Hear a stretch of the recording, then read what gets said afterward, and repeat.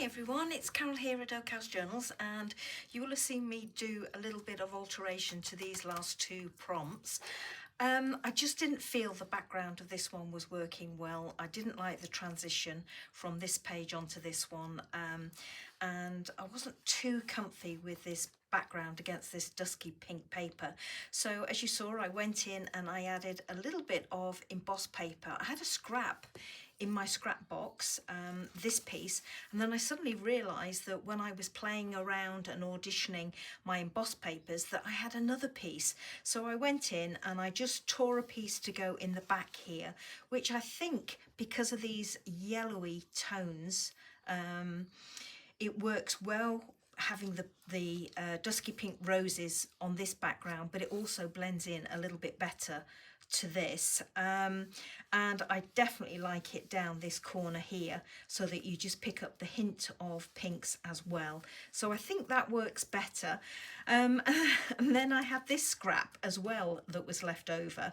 I decided that this image here wasn't working with this one, and I know this was a different prompt altogether, but I actually want my pages to try and flow a little bit. So I decided to make a little flip on top of this interactive piece, and this piece is still visible if you flip it up. It's still got the pinks and greens, so it works.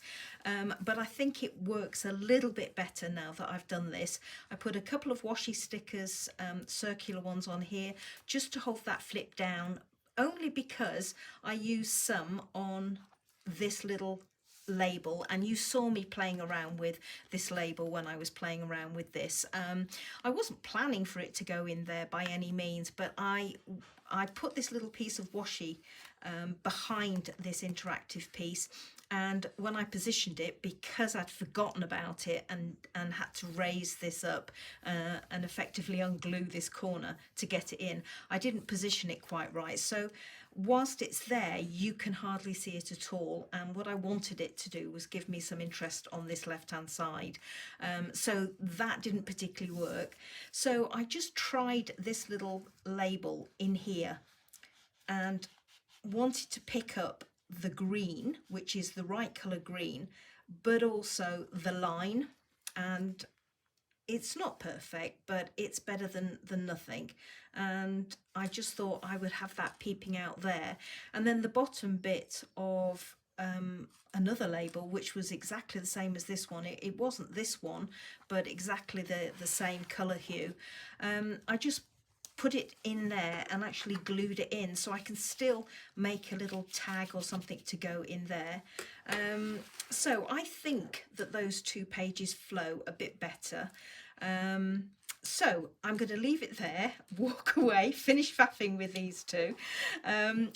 But one thing I will quickly say is I'm happier because obviously I've added more paper samples or paper layers to this page. Okay, so I'm going to walk away and I'm going to flip over the page, and I'm going to go to this one.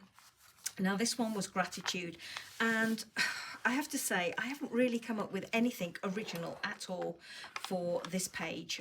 What I have thought is maybe if I could find a quote and use a quote for something that I am grateful for, because I'm not into writing in my journals. I write in one, and that was as a promise to the lovely Chrissy Crosser when I bought one of her journals.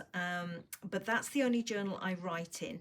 So what I'm going to do is go away and find a quote and do a collage around the quote. Sorry, nothing very original, but that's what I'm going to do. So I'm going to go away, find my quote, and I will be back at the end of the video to show you some close-ups of what I've done with some photographs, and to maybe have a quick chat and explain what I've done as well. Okay, so I'll see you in a little while. I bought some Shakespearean floral playing cards the other day, so I'm lifting out 3 that I think might work, and I've got here a buttercup one for the yellow and gold colours, which I think will match my opposite page. Just gone over the top with some picket fence to mute them down because they are semi-gloss.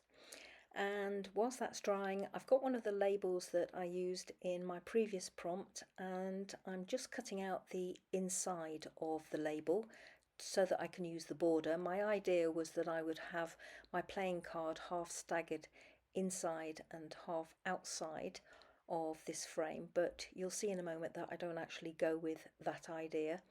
I actually use it to add a bit of a frame to the top of my playing card.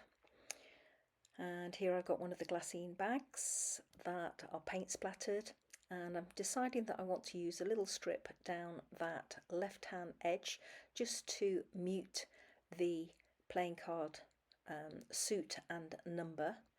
The picket fence knocks it back a little bit into the background, but not enough, and I wanted to take it away a little bit more, or not have it so noticeable as it was. So there you go, I've got a little edge there, and then there was a scrap at the bottom as part of the fold of the bag that I thought I could make use of in that top right hand corner to cover the number and suit there. So that's that. In comes the frame again. And this is where I make the decision that I'll use it as a frame and have it at the back of my playing card.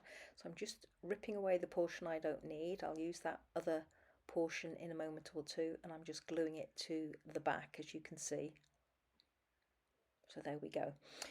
Here I'm bringing in some of the Seth Apner baked texture, and this is the vintage beeswax, and I'm just wanting to see if I can get some texture to that background page, and I'm just trying it out in that top left hand-ish corner so that it won't show if I decide I don't like it, but I do. Here I'm going in with some gold embossing powder, and I'm heating that up, and I'm doing it in the same place again so that I can hide it if I don't like it. And I decide I like both of these, so you'll see me go in with more, and I'm doing some on the right hand side of the page as well as on the left hand side, so that I've got those two pages that will sort of blend in together. I'm choosing the gold because it will match the right hand side of the page, and I'm praying here that my heat gun won't melt or cause my self-healing cutting mat behind everything to buckle with the heat, but I'm doing this, or I'm heating it from a great height and then bringing it in down close to my page when I know that my embossing powder has grabbed a little bit. So here I am going in, just building up my collage, a bit of tissue paper down the right hand side, the rest of that glassine bag, a little sticker up in that top right hand corner, my main quote down the left hand side there, and a circle at the top. There's my quote going into place.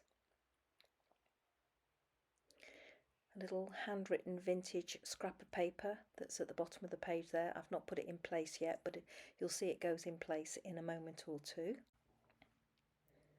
And here I got a little butterfly sticker and another floral sticker that I'm just playing with. I decide I want to put a little text sticker behind the check mark that's in gold on the larger sticker that I placed in that top right hand corner. Liking what I've done so far, so I'm committing to it going down on the paint splattered bag. Got this little butterfly sticker, and you'll see me auditioning that around the page. Got the other remnant of the frame in place,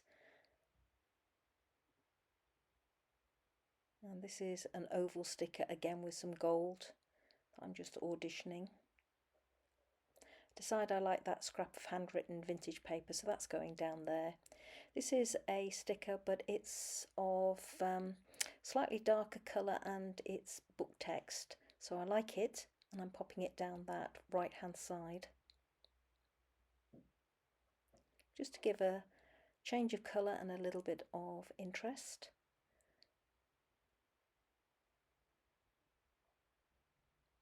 I'm liking that oval sticker down in that bottom left hand corner, so that's where that's going. And this butterfly sticker, I peel it off its backing, pop it down there, decide I don't like it, put it up in the top right hand corner, but I do eventually peel that off and put the backing back in place and then glue it back. And here I'm playing with the frame, ripping away a little bit more, but using it down that right hand side and bottom. And the little strip, I'm trying to decide where to put it, and I eventually go with it down the left hand side, sticking out from my quote just to break up that edge down there.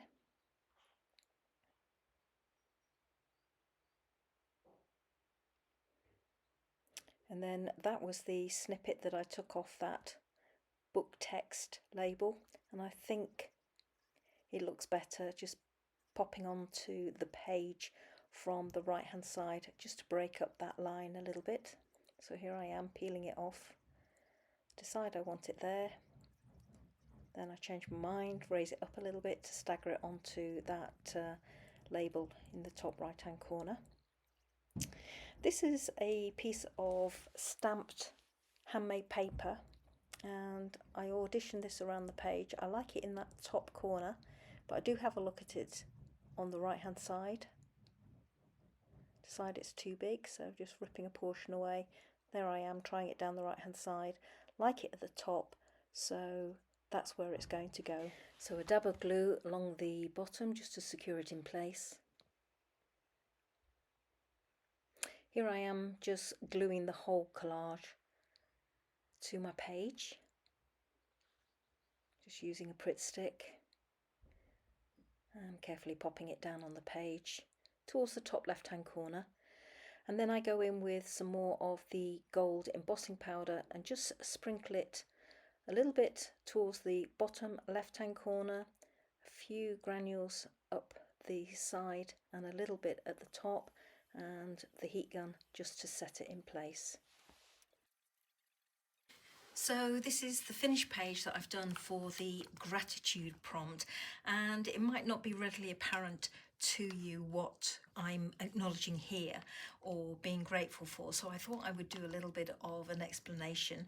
My gratitude is for each wonderful day that I'm given, because I can choose to fill it with absolutely anything I want.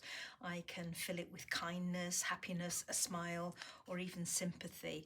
It is a gift that I am given and for which I'm eminently grateful for. So I've put a quote down the side here: do not waste today.